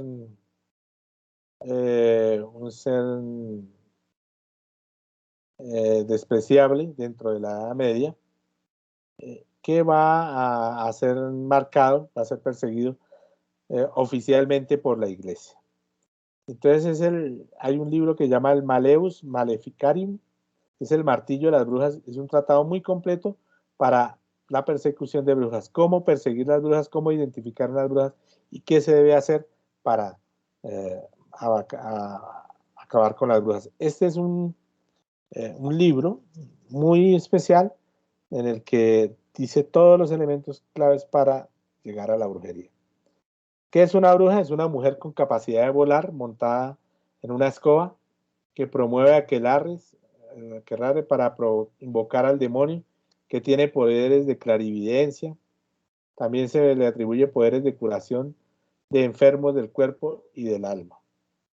Entonces, ellas van a llevar al demonio. Acá vamos a partir de aquí de las brujas, vamos a mirar las ilustraciones de Goya sobre el aquelarre, donde estas mujeres están llevando al demonio, eh, sacrificando niños para, eh, para adorar a Satanás. Entonces, estas imágenes donde están estos seres reales los va a definir Goya en unas pinturas muy, muy hermosas. Las brujas se convirtieron. ¿Qué son las brujas? Pues en realidad existían las brujas. Bueno, dicen que las brujas que las hay, ¿no? Eh, Existen. No puede negar, pero las brujas que las hay, las hay. Pero en la Edad Media se convirtieron en un buen motivo para desplazar la responsabilidad de la crisis de la sociedad medieval desde la Iglesia y el Estado hacia demonios imaginarios con forma humana. Entonces, la Iglesia y el Estado no pueden dominar la sociedad. Hay una crisis. Y la única forma de solucionar esta crisis es buscar un chivo expiatorio, es buscar un enemigo común. Y ese enemigo común son las brujas. El 82% de las brujas eran mujeres. Digamos, se mantiene un promedio y se buscó todas las perseguidas y la cantidad de brujas son mujeres. Ancianas indefensas y parteras de la clase baja eran normalmente las primeras en ser acusadas. Rara vez se amenazaba a los médicos, juristas o profesores de universidad. Bueno, eso está bien, nos salvamos. Pero sí, se atacaba a la mujer y al poder que podía tener la mujer. Atribuyeron sus males al desenfreno del diablo en vez de la corrupción del clero y la rapacidad de la nobleza. Todos los males son las brujas, no es la corrupción, para nada. No es lo que puedan hacer la nobleza en este caso. No, son las brujas, el diablo. El diablo es el que nos trae todos los males. Cualquier parecido con la realidad actual es pura coincidencia, ¿no? La Iglesia y el Estado no solo se libraron de toda inculpación, sino que se convirtieron en elementos indispensables. Cuando se vuelven unos enemigos, buscan unos enemigos tan fuertes como las brujas, entonces estas brujas, pues necesitamos a alguien que nos salve, un héroe.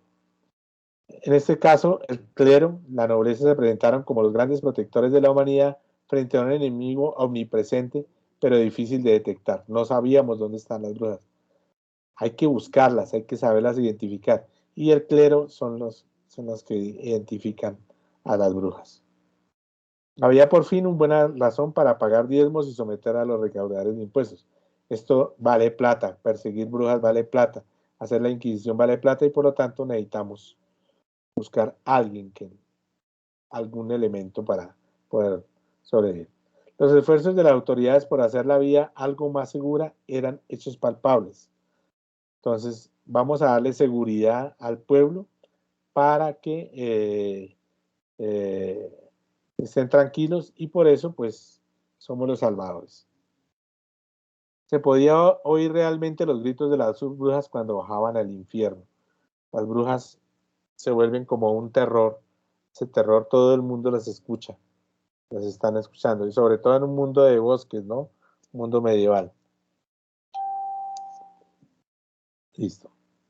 Bueno, digamos, hasta aquí vamos a llegar con el mundo de los seres imaginarios, de esos seres imaginarios, brujas. Y vamos a pasar a un elemento en particular que es la literatura. Pues yo he tratado de contar algunos aspectos de los dioses, del mundo de los celtas y de las brujas para tratar de definir algunos conceptos aquí que nos permiten entender el mundo medieval sobre esos seres imaginarios. Ahora bien, quiero centrarme en otro elemento fundamental acá y que yo pues envié ahí dentro de las lecturas y es pues dentro de la literatura nórdica hay unos elementos, hay un tipo de literatura especial que son los Kenningar y que son metáforas de la poesía irlandesa. Entonces, basado en un texto de Borges, yo me puse a recopilar estos Kenningar y que están fundamentados en un libro que se llama La saga de Gilles Caligrimson, que es uno de los grandes vikingos, y de un historiador que se llama Snorri Sturluson. Entonces, este personaje va a tratar de reconstruir algunas metáforas que se encuentran en estas sagas. Son importantísimas. Por ejemplo, Cuando hablan de la casa del aire, ellos hablan en cambio de decir aire, dicen la casa de los pájaros o la casa de los vientos. Esas son las metáforas. Cerdo del oleaje, la ballena. Bosque de la quijada, la barba. Árbol de asiento, el banco. La batalla, se llama asamblea de espadas, tempestad de espadas, encuentro de las fuentes, vuelo de lanzas, canción de lanzas, fiesta de águilas, lluvia de los escudos rojos o fiesta de los vikingos. Y para llamar a la batalla. El brazo lo llaman fuerza del arco o pierna del omóplato. El buitre lo llaman el cisne sangriento o el gallo de los muertos. Sacudidor de freno al caballo. O los dientes lo llaman risco de las palabras. La cerveza la llaman ola del cuerno o marea de la copa. La cabeza la llaman poste del yelmo, peñasco de los hombros, perdón, castillo del cuerpo. Al cielo lo llaman yelmo del aire, tierra de las estrellas del cielo, camino de la luna, taza de los vientos. El cuervo es la gaviota del odio, la gaviota de las heridas, caballo de la bruja, primo del cuervo. El escudo lo llaman tierra de la espada, luna de la nave, luna de los piratas, lecho del combate, nubarrón del combate. La espada es el hielo de la pelea, la vara de la ira, fuego de yelmo, dragón de la espada, roedor de yelmo, espina de la batalla, pez de la batalla, remo de la sangre, lobo de las heridas, rama de las heridas. La flecha la llaman granizo de las cuerdas de los arcos, gansos de la batalla. El corazón lo llaman manzana del pecho, dura bellota del pensamiento. El fuego lo llaman sol de las casas, perdición de los árboles, lobo de los templos. El guerrero es delicia de los cuervos, enrojecedor del pico del cuervo, alegrador del águila, árbol del yelmo, árbol de la espada, teñidor de espadas. Rocío de las penas son las lágrimas. El hollín es el negro rocío del hogar. El hacha es la ogra del yelmo, querido alimentador de los lobos.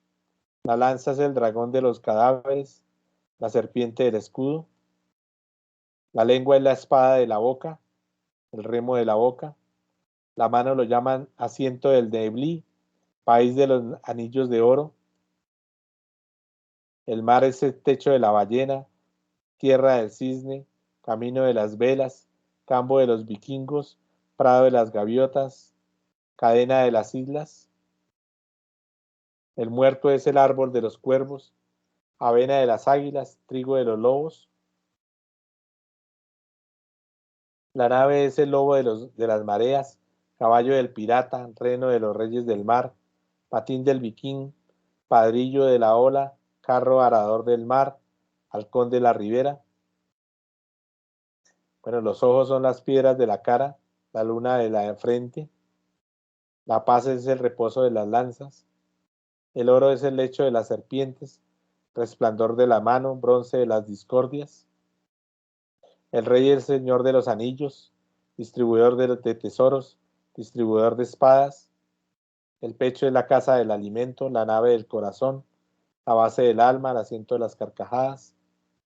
El verano es el crecimiento de los hombres, animación de las víboras. El río es la sangre de los peñascos, la tierra de las redes. La sangre es el riacho de los lobos, la marea de la matanza, el rocío del muerto, el sudor de la guerra, la cerveza de los cuervos, agua de la espada, ola de la espada. El sol es el herrero de las canciones, el escal, hermana de la luna, fuego del aire. La tierra es el mar de los animales, el piso de las tormentas, el caballo de las nieblas.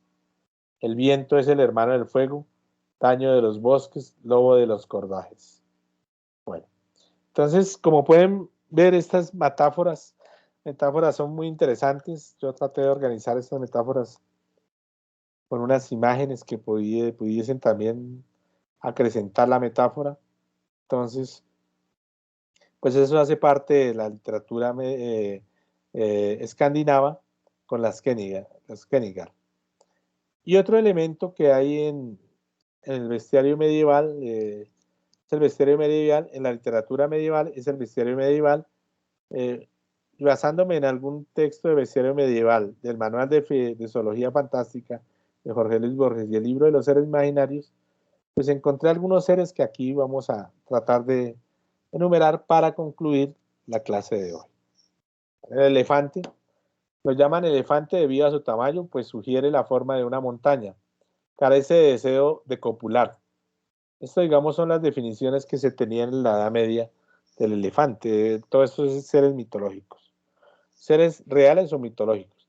Tiene voz de barítono y los colmillos de marfil. Su nariz parece una serpiente y con ella se lleva a la boca las hojas que come. El tigre. Existe un animal llamado tigre que es una variedad de serpiente. Esta bestia es de tal naturaleza tan feroz y cruel que ningún hombre vivo se atreve a acercarse a ella. En la India hay otras bestias grandes y feroces que son de color azul y tienen manchas claras por el cuerpo. Son tan fuertes y malvadas que nadie se atreve a acercarse a ellas. Los cazadores toman espejos y lo llevan consigo cuando van a apoderarse de los cachorros del tigre, a través de espejos. El león.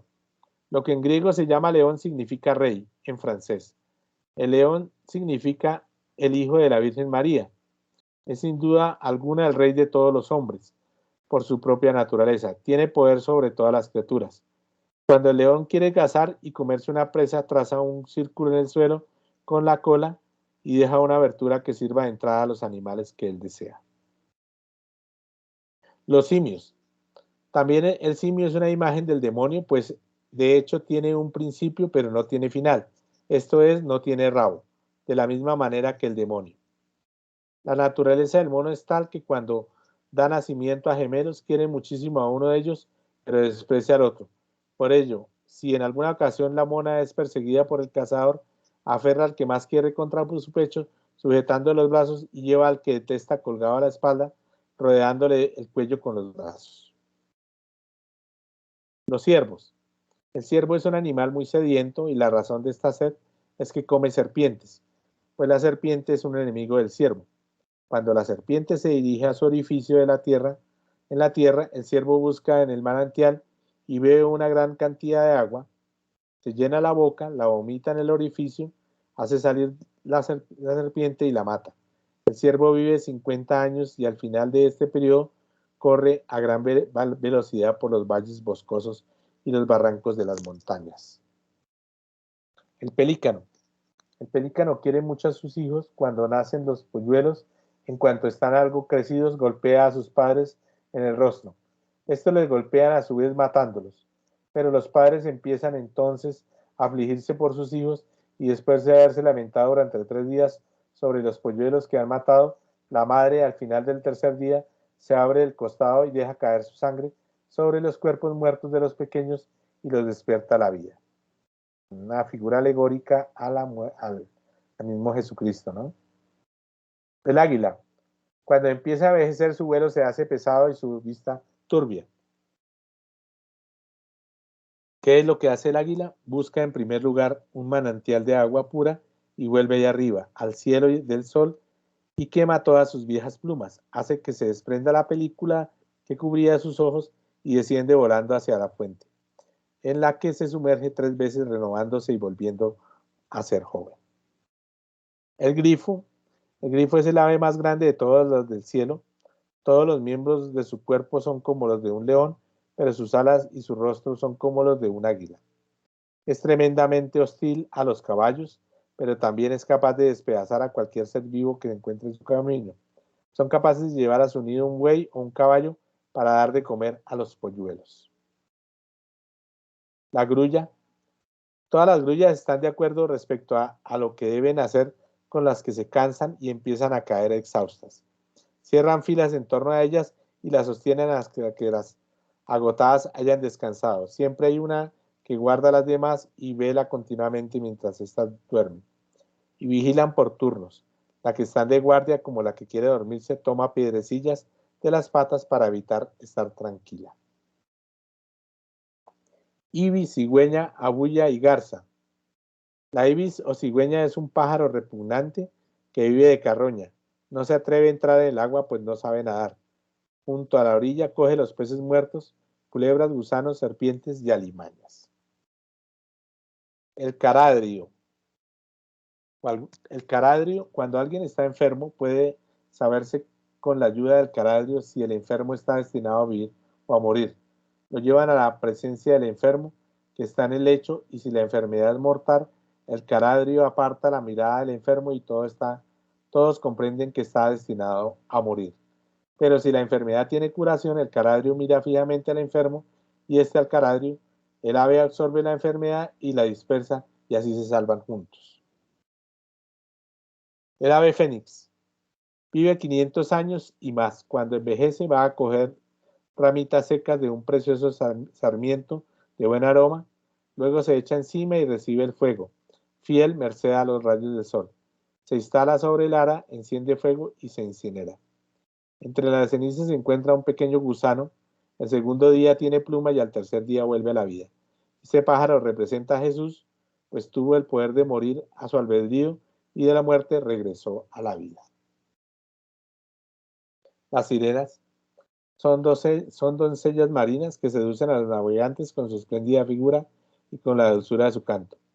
Desde la cabeza hasta el ombligo tienen cuerpo femenino y son idénticas al género humano, pero tienen las colas escamosas de los peces con las que siempre se mueven en las profundidades. Los centauros tienen la parte superior como la de un hombre y desde el pecho hacia abajo forma de caballo. Hay muchos que se reúnen en la iglesia mostrando una conducta divina. En la iglesia son como hombres, pero una vez se han salido de ella se convierten en muertos. El onagro es un asno salvaje, perezoso y deforme. Tiene una forma horrible de rebuznar, pues no brama como los demás, y cuando tiene hambre brama con tan gran fuerza que revienta del todo. Tiene tanta fuerza que arrancan las peñas de los montes. Cuando marzo ha completado 25 días, el equinoccio, lanza 12 veces su rebuzno en el día y en la noche. El catoblepas. De todos los animales terrestres, el más corpulento, es el más corpulento. Tiene una cabeza muy pesada que lleva siempre inclinada hacia el suelo, y ello es así por disposición de su especie, y para la salvación de los hombres y bestias, pues es tan perverso y ponzoñoso que ningún hombre puede mirarle directamente al rostro, so pena de morir inmediatamente sin remedio. Cuando muere, proporciona alimento durante largo tiempo a los animales de la región. El basilisco es el rey de las serpientes que huyen en cuanto lo ven, pues las matan con el aliento. Si ve a un hombre, lo mata. Ninguna ave voladora escapa si ve al basilisco, pues incluso desde muy lejos es quemada por el fuego de su boca. Sin embargo, es vencido por las comadrejas que colocan los hombres en los agujeros de la tierra donde se esconden. En cuanto ve una, escapa, pero ella le persigue y lo mata. Ese mismo animal se llama también silbido, pues mata silbando antes de morder o de abrazar. El aptalops, bastante feroz, tanto que el cazador no puede acercársele. Tiene grandes cuernos en forma de sierra, con los que es capaz de cortar árboles gruesos y altos y derribarlos. Cuando bebe agua, cobra energía, vaga por la selva y se despierta su apetito sexual. Puede ocurrir que sus cuernos se enreden en los árboles y que no puedan soltarlos. Entonces llegan los hombres y lo matan. Su carne, cocinada en vino, da inteligencia a los niños y les cura de la estupidez.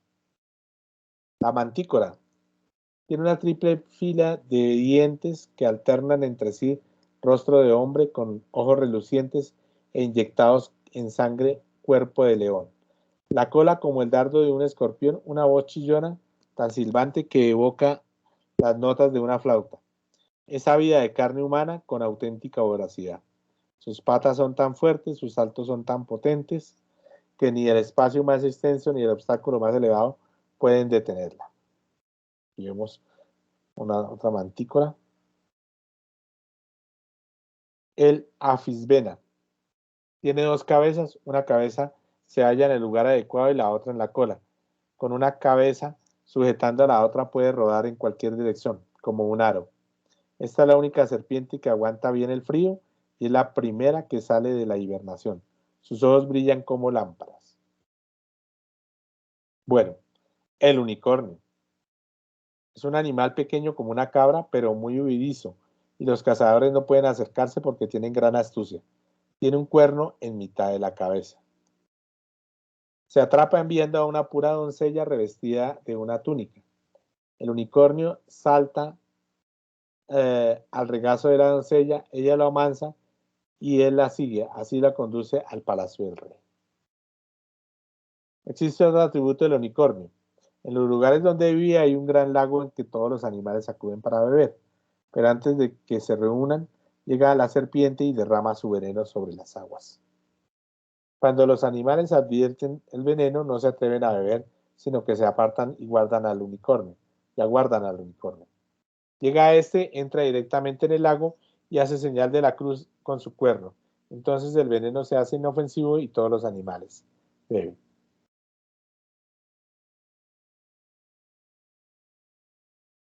Bueno, el Bahamut de hipopótamo o elefante lo hiciera un pez que se mantiene sobre las aguas sin fondo, y sobre el pez imaginaron un toro, y sobre el toro una montaña hecha de rubí, y sobre la montaña un ángel, y sobre el ángel 6 infiernos, y sobre los infiernos la tierra, y sobre la tierra 7 cielos. Tan inmenso y tan resplandiente es Bahamut que los ojos humanos no pueden sufrir su visión. El Cervo Celestial.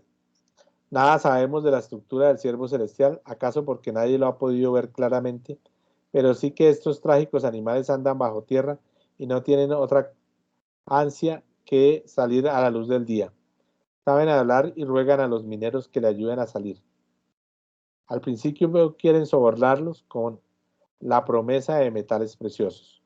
Cuando falla este ardid, los ciervos hostigan a los hombres y estos los emparedan firmemente en las galerías de la mina. El kraken es una especie de escandinava de zaratán o de dragón de mar o culebra del mar de los árabes. El lomo del kraken tiene 1,5 millas de longitud y sus brazos pueden abarcar el mayor navío. El lomo sobresale como una isla, suelen enturbiar las aguas del mar con una descarga de líquido. Kraken. La mandrágora grita cuando la arrancan y ese grito puede enloquecer a quienes lo escuchan. La mandrágora blanca es el macho y la negra es la hembra. Quienes la recogen trazan alrededor 3 círculos con la espada y miran al poniente, y el olor de las hojas es tan fuerte que suelen dejar mudas a las personas. Arrancada la planta, el animal muere, pero las hojas sirven para fines narcóticos, mágicos y laxantes. Crecen al pie de los patíbulos. El uroboros es una serpiente que se muerde la cola que empieza al fin de su cola, o que empieza al fin de su cola. Lilith es otro personaje, un personaje real, porque antes de Eva fue Lilith, se lee en un texto hebreo. Dios creó a Eva después. Lilith, para vengarse de la mujer humana de Adán, la instó a probar el fruto prohibido y a concebir a Caín, hermano y asesino de Abel. Lilith dejó de ser una serpiente para ser un espíritu nocturno. A veces es un ángel que rige la generación de los hombres, otra es demonio que asaltan a los que duermen solos o a los que andan por los caminos. La imaginación popular suele asumir la forma de una alta mujer silenciosa de pelo negro. La quimera, del linaje divino, por delante era un león, por el medio una cabra y el fin una serpiente. Echaba fuego por la boca. En el libro de Excesto de la Neida reaparece la quimera armada en llamas. El ave roc es una magnificación del águila o del buitre. El roc alimenta a sus crías con elefantes. Esta ave es clave porque la vamos a ver en las 1001 noches que vamos a empezar a trabajar la próxima semana. La rémora es un pez de color ceniciento sobre la cabeza y la nuca tiene una placa oval cuyas láminas cartilaginosas le sirven para adherirse a los demás cuerpos submarinos, formando con ella un vacío. Una rémora paró el navío de Calígula a pesar de los esfuerzos de los 400 remeros. Soplan los vientos, se encolerizan las tempestades, exclama Plinio, pero la rémora sujeta su furia y ordena que los barcos se detengan en su carrera y alcanzan lo que no alcanzarían las más pesadas áncoras y los cables. Bueno, finalmente el dragón es el mayor de todas las serpientes y en realidad de todos los seres vivos que hay en la tierra. Tiene una cresta y corona porque es el rey de la soberbia. Cuando el dragón sale de su cueva, a menudo se eleva a los cielos y el aire a su alrededor se vuelve ardiente. Boca pequeña y un estrecho gaznate a través del cual torna aliento o saca la lengua. Por otra parte, su fuerza no está en los dientes, sino en la cola y hace daño a sus golpes más que con sus picaduras. Es inofensivo al veneno. Pero dicen que no necesita veneno para matar, ya que ni se enrosca en torno a alguien, que si se enrosca en torno a alguien, lo mata de esa forma. Ni siquiera el elefante se ve protegido contra él por el tamaño de su cuerpo. Pues el dragón, que yace al acecho junto a los caminos por donde suelen transitar los elefantes, enlaza sus patas con el nudo, merced a su cola y los mata por asfixia. Bueno, entonces, esto ha sido todo por hoy frente a la presentación de los seres imaginarios. Bueno, espero que les haya gustado. Permítame un momentico.